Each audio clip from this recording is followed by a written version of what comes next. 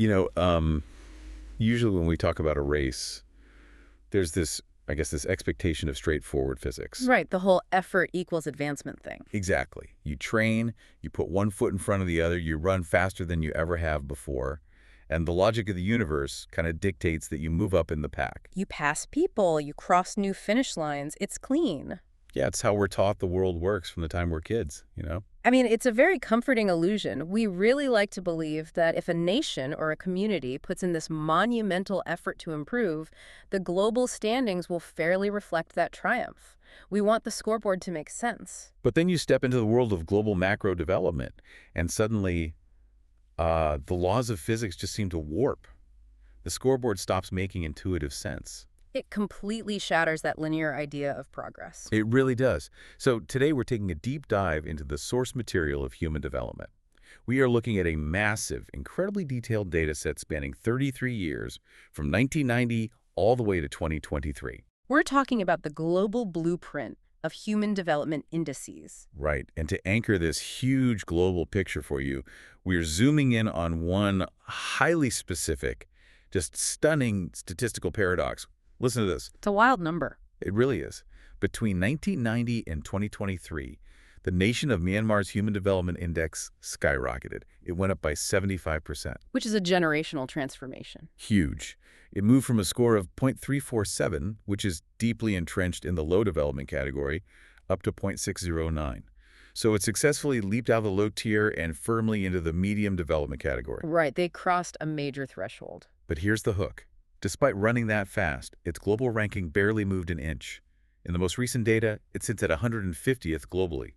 How does a country run that fast, improve that dramatically, and stay in the exact same place in the global pack? Yeah, that lag in progress, that feeling of sprinting on a treadmill until your lungs burn is actually the perfect lens for you listening right now to understand how fiercely competitive global development truly is. Because everyone else is running too.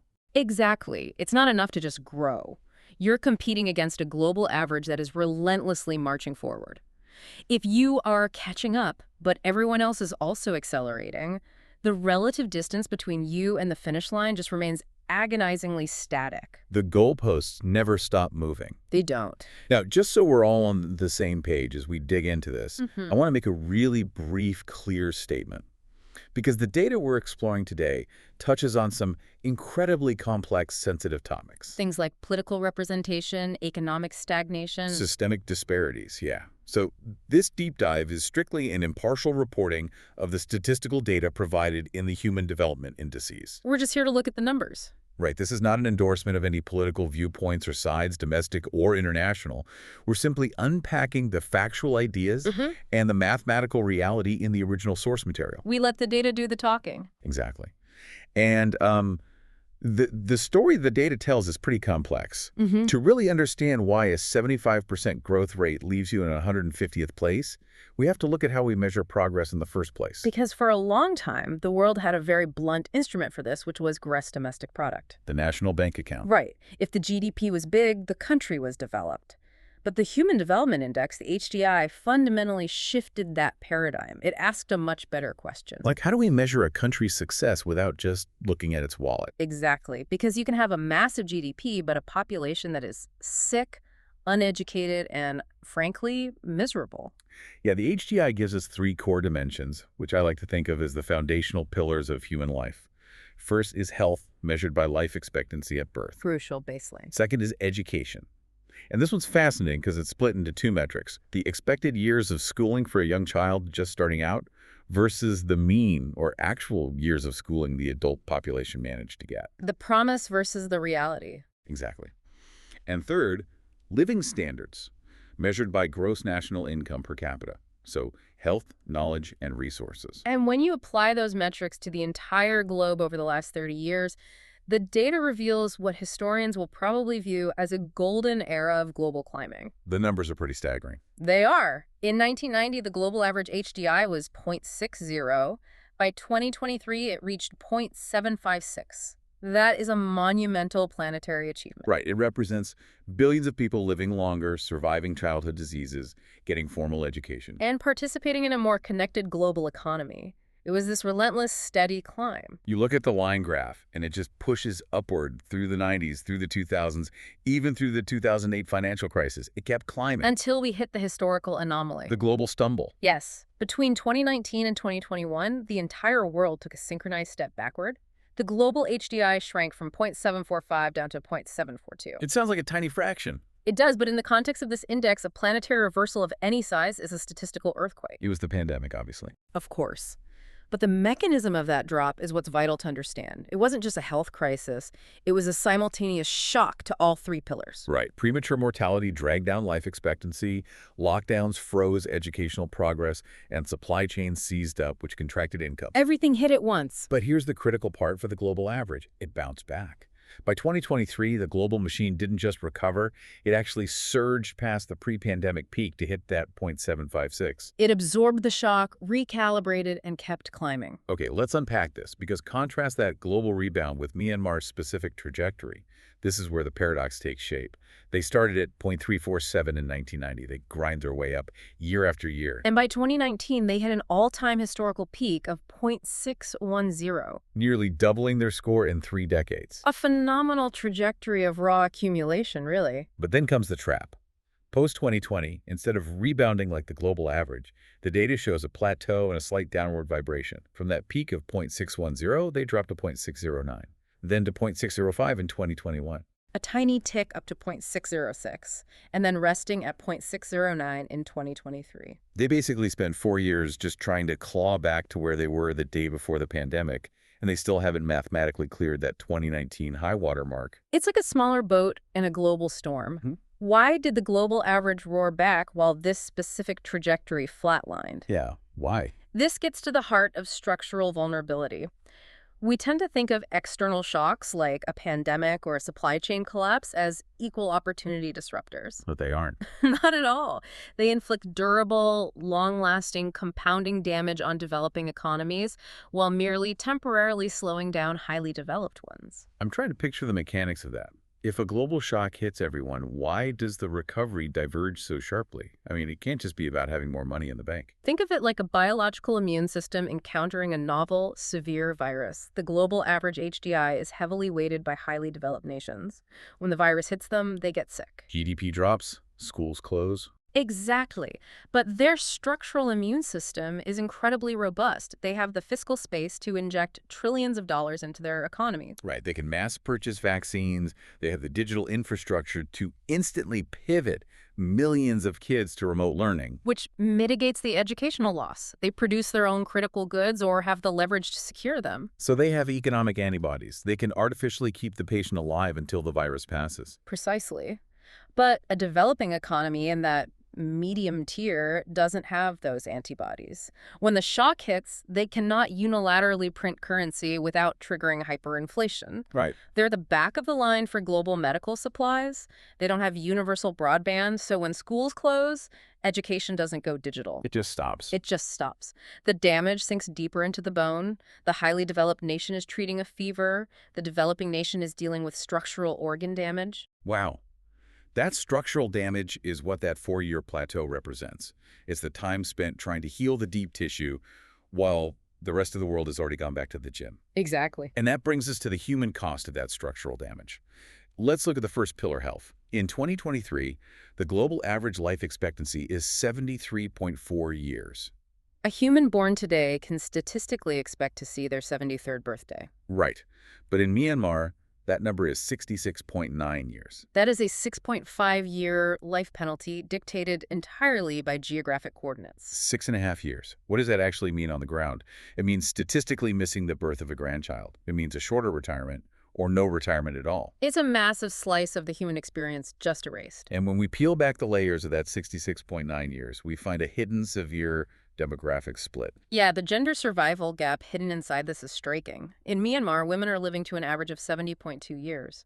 But men are only living to 63.8 years. Wow. That is a chasm of over 6 years between men and women living in the exact same environment. Now, globally, there's usually a gap, right? Women tend to statistically outlive men in most populations. The global average for women is around 75.8, and for men it's about 71. Right. There is a biological and behavioral baseline gap. But the gap we're looking at here seems particularly pronounced. Why are men facing such a steep drop-off?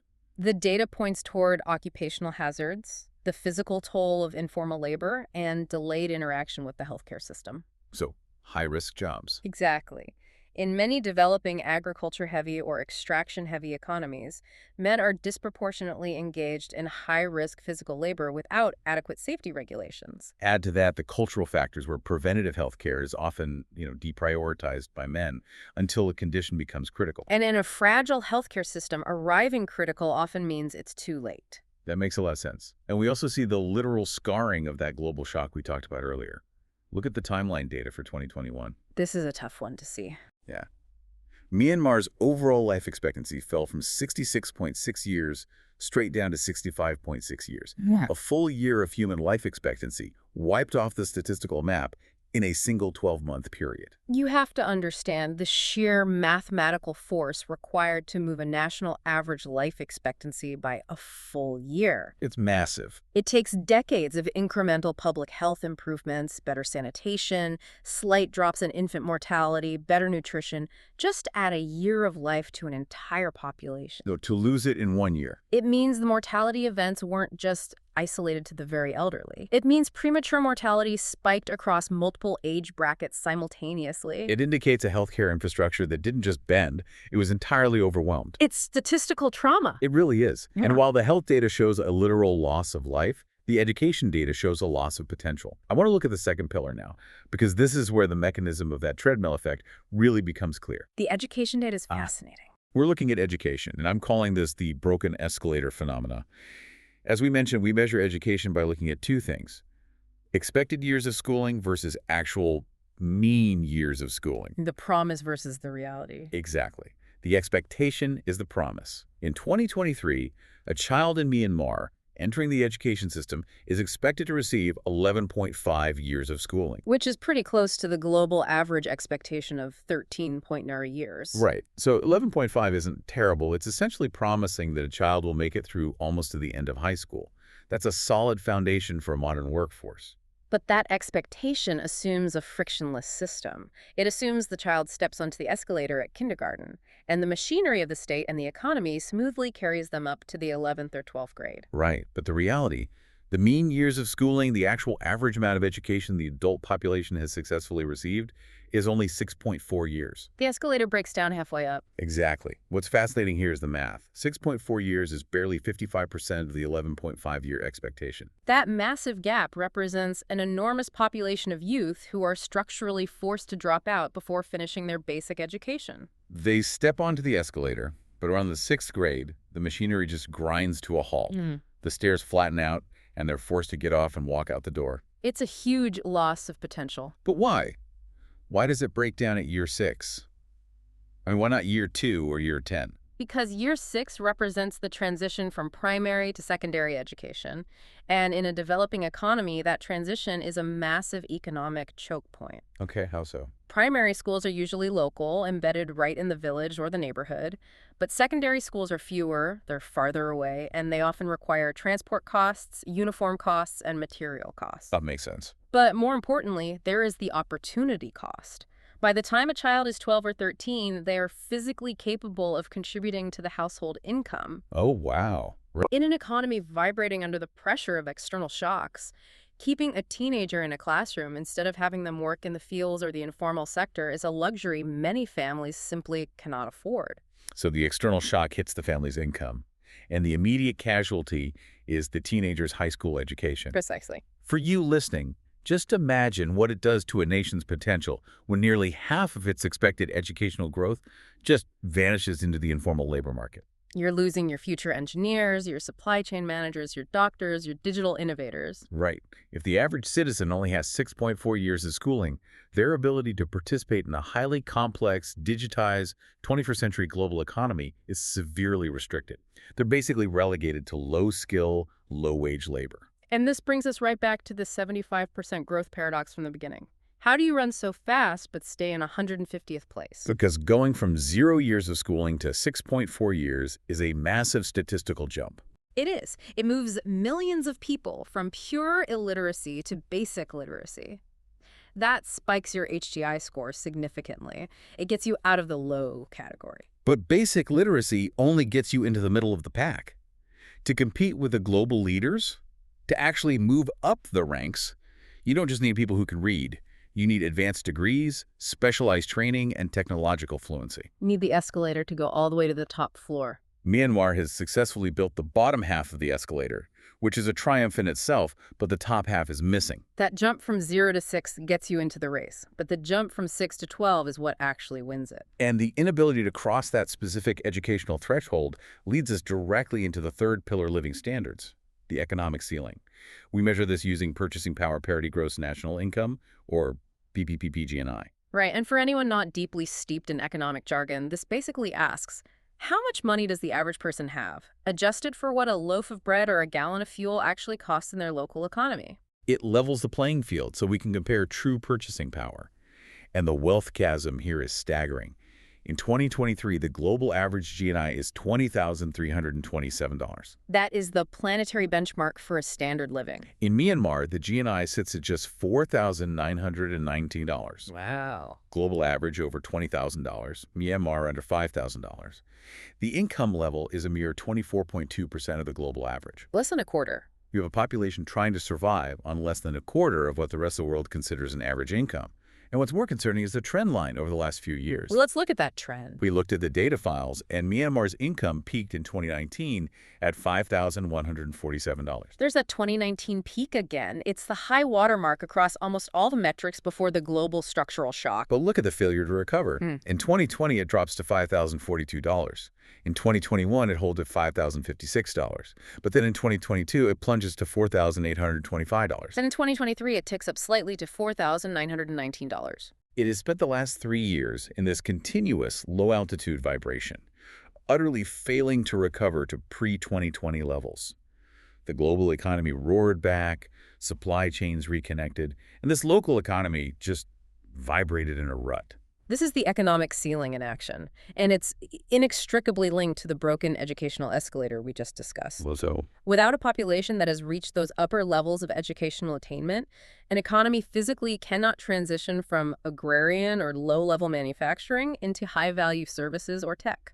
the ceiling is hard, and it's unforgiving. Exactly. When external shocks hit, low-wage, informal jobs are the first to vanish. Furthermore, whatever nominal income remains is rapidly eroded by inflation. Because a developing nation relies heavily on imported refined goods and fuel, right? Yes, so they lose their purchasing power twice over. Now, anyone looking at an average income of $4,900 would immediately assume that there are a few ultra-wealthy individuals hoarding everything, right? It's the most common presumption about nations in the lower half of the global rankings. Yeah, when you hear about a struggling developing nation, the standard narrative is hyper-inequality. You picture a handful of billionaires living in gated compounds while the masses starve outside. With an economy struggling this much, the wealth gap must be incredibly extreme, right? That's what you would think. Here's where it gets really interesting.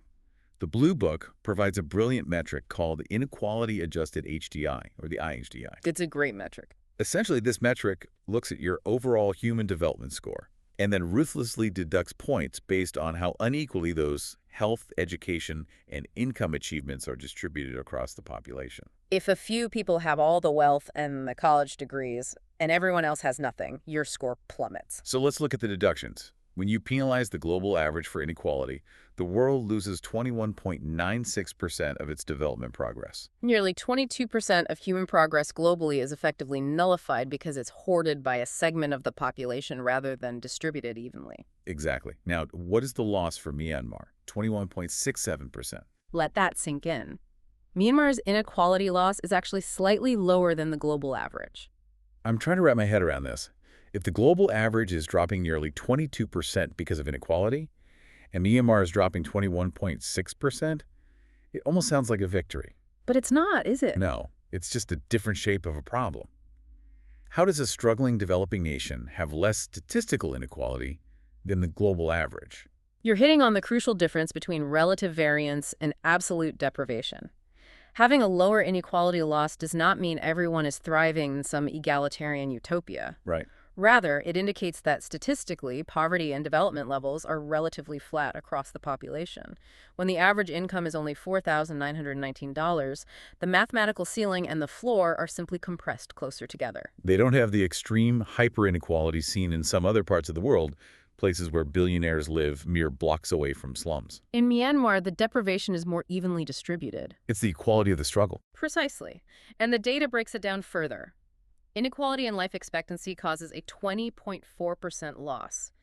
Inequality in education causes a 27.2% loss, and inequality in income causes a 17.5% loss. And when you blend those together, you get that 21.67% overall loss. It proves that while there are certainly disparities between urban and rural populations, the primary issue dragging down the country's HDI isn't just that a top 1% is hoarding all the resources. The core issue is that the absolute volume of wealth and educational attainment is just fundamentally too low across the board. The pie isn't just sliced unevenly. The pie itself is too small. Wow, the equality of the struggle. That is a heavy realization. And it leads us perfectly into looking at the demographics of that struggle. Let's look at the Gender Development Index, the GDI. This is where things get really complicated. We measure the exact same things: health, education, income. But we split the data between men and women to see the balance of power and opportunity. And we find another incredibly surprising data point. When we look at the education pillar, women in Myanmar are theoretically winning the race. The numbers are clear on this. The expected years of schooling for a young girl entering the system in Myanmar is 12.0 years. For a young boy, it's 11.1 years. Women have nearly a full year of higher educational expectation. In the classroom, the gender gap actually favors females. You look at that single statistic and think, fantastic, the education system is actively empowering young women, they're staying in school longer. But then you turn the page to the income data, and the reality is absolutely brutal. Despite being more educated on paper, a woman's gross national income in Myanmar is only $3,122. A man's GNI is $6,731. A woman's income is a staggering 46% of a man's, less than half. They're winning the classroom, but they're hitting a concrete wall the very moment they step out of it. Yeah. How does that happen? Mechanically, how do you have a population that holds more educational capital but commands less than half the economic power? Where is the breakdown? To understand the mechanics of that breakdown, we have to look at a companion metric, the Gender Inequality Index, the GDI. This index doesn't just look at achievements, it measures structural barriers. It looks at reproductive health, empowerment, and the labor market. Myanmar ranks 124th globally on this index. The structural barriers keeping women out of the high-earning economy are laid bare here. Let's look at empowerment, which the index measures largely through political participation. Women hold only 15.0% of parliamentary seats. 15%, which means 85% of the legislation, the economic policy, the structural design of the country's institutions is being decided by men. And again, as a reminder to our listeners, we are maintaining strict impartiality here. We are purely reporting these numbers as statistical barriers to human development without making political value judgments. Right, but statistically, when 85% of the rulemakers are men, the rules tend to favor male economic patterns. Exactly. And moving to reproductive health, the barriers become even more physical. The maternal mortality rate sits at 17.7 deaths per 100,000 live births. Furthermore, the adolescent birth rate is 33.5 per 1,000 women ages 15 to 19. When young women are having children at that rate, and maternal health risks are ever present, it severely curtails their ability to seamlessly transition from that 12.0 years of expected schooling into a full-time, high-earning career trajectory. The structural realities of reproduction and lack of caregiving infrastructure are physically forcing them off the economic path. Which brings us to perhaps the most deeply alarming trend in the entire dataset, the labor market participation. Globally, female labor force participation is 47.5%, while men are at 74.1%. There is always a gap globally, yeah. But in Myanmar, the trend line is terrifying. In 2015, female participation was at 51.6%. They were actually beating the global average. But by 2023, that number had plummeted down to 43.6%. While male participation sits comfortably at 76.7%. A drop from nearly 52% down to under 44% in less than a decade. We are watching the female workforce evaporate from the formal economy in real time. Why are they leaving? If we connect this to the bigger picture, this is a glaring, flashing red light on the dashboard of human development. It is a severe negative indicator. Why do highly educated women disappear from the workforce during periods of economic shock? Because when external pressures hit, The informal sector, where many women operate, is the first to collapse. Additionally, during crises, social services and schools often contract. Meaning the burden of unpaid caregiving for children and the elderly falls disproportionately, almost entirely, on women. Exactly. They aren't choosing to leave the workforce. They are being structurally drafted into the unpaid care economy to keep the social fabric from tearing. It's an uncashed dividend. The country is investing massive resources to educate young women, giving them 12 years of expected schooling.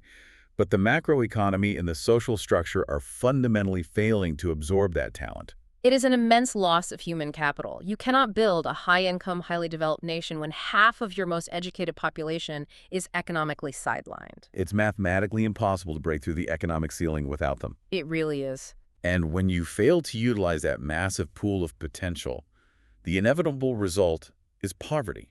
But as we know, poverty isn't just a low number in a bank account. Let's look at the MPI, the Multidimensional Poverty Index. How do we measure poverty when we don't just look at money? The MPI is a brilliant tool because it looks at the overlapping deprivations that a person faces at the exact same time. It's not just asking, do you have money? It's asking, do you lack clean water and do you lack reliable electricity and do you lack a nearby school for your child? Right. It measures the density of the struggle. And the data shows that 38.3% of the population in Myanmar exists in multidimensional poverty. Over a third of the entire country. And when we unpack the drivers of this poverty, the contributors, it paints a very vivid mechanical picture of what is keeping these people poor. Yes, the index breaks down the causes. Living standards contribute a massive 47.3% to that poverty. So this isn't about not having a flat-screen TV. No, this means a lack of basic, health-sustaining infrastructure. It means no access to clean cooking fuel, inadequate sanitation facilities, and poor housing materials. You are poor because your physical environment is fundamentally deprived and actively working against your health. Got it. And what about the other factors? Well, education contributes 32.3%. This ties perfectly back to the broken escalator dropout rate we discussed earlier. If you drop out in the 6th grade, you are mathematically locked into multidimensional poverty. And health contributes 16.5%, with malnutrition being the primary culprit in that specific metric. It's a compounding interest of vulnerability. It's a closed feedback loop. You are malnourished, which impacts your cognitive development and makes it hard to focus in school. So you drop out in the 6th grade. Because you dropped out, you can't get a formal sector job that pays enough to buy clean cooking fuel or live in a house with proper ventilation. And because you're burning unclean fuel in a poorly ventilated house, your respiratory health deteriorates. Which makes it harder to work even informal labor jobs, driving you further into poverty. It's an interlocking web. Exactly. Poverty is not a single point of failure. It's a systemic cascade.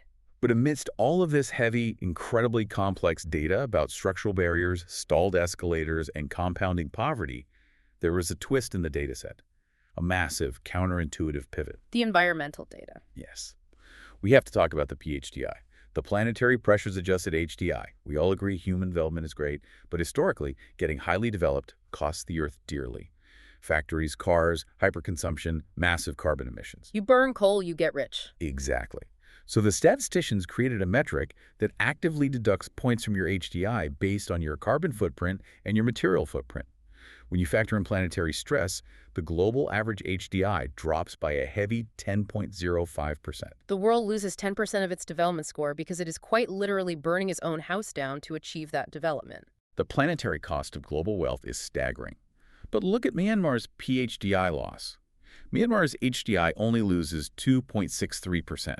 It barely registers a scratch from planetary pressure. Why is that?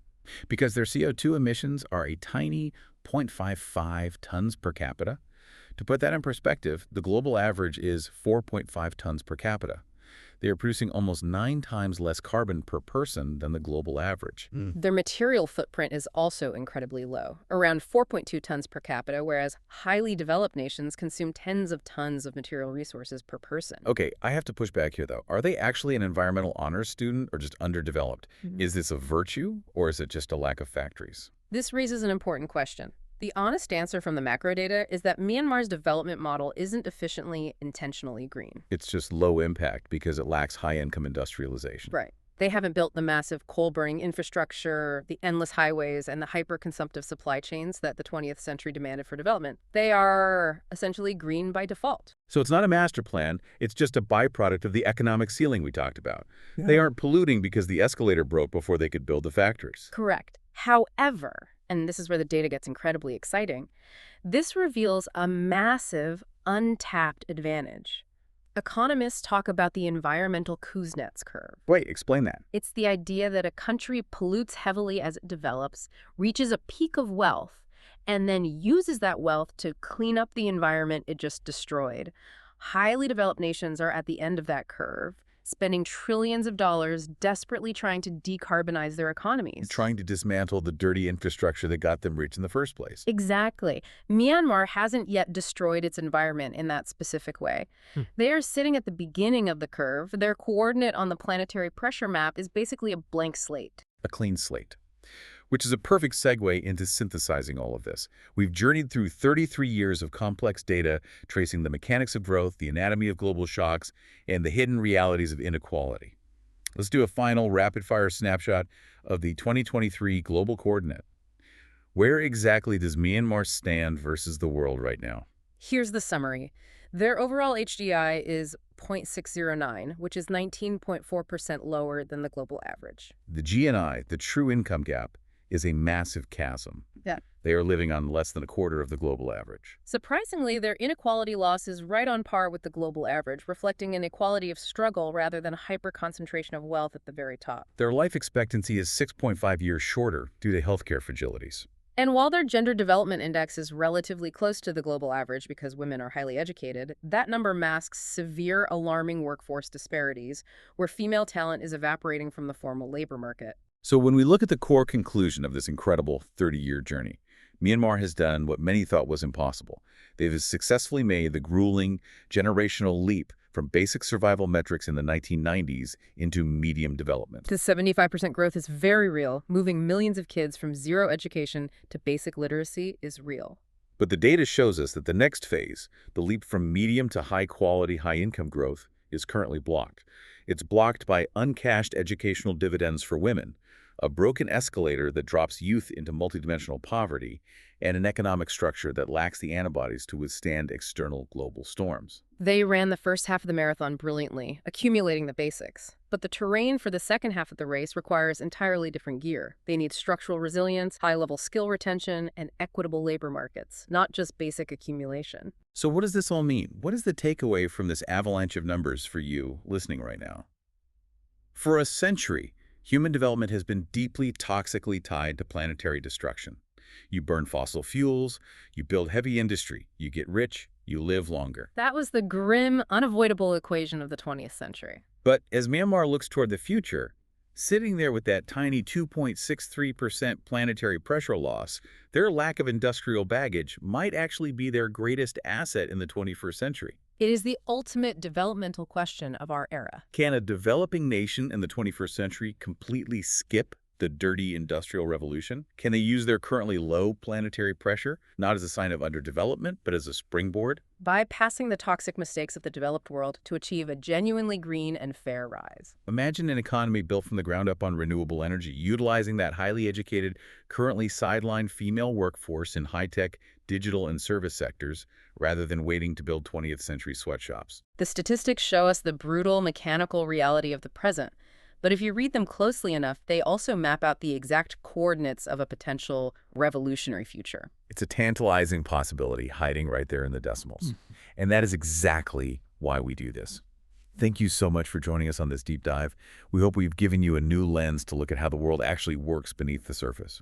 Keep letting the data drive your decisions. Keep looking for the human stories hidden in the spreadsheets. And most importantly, keep questioning the numbers behind the headlines. Until next time, stay curious.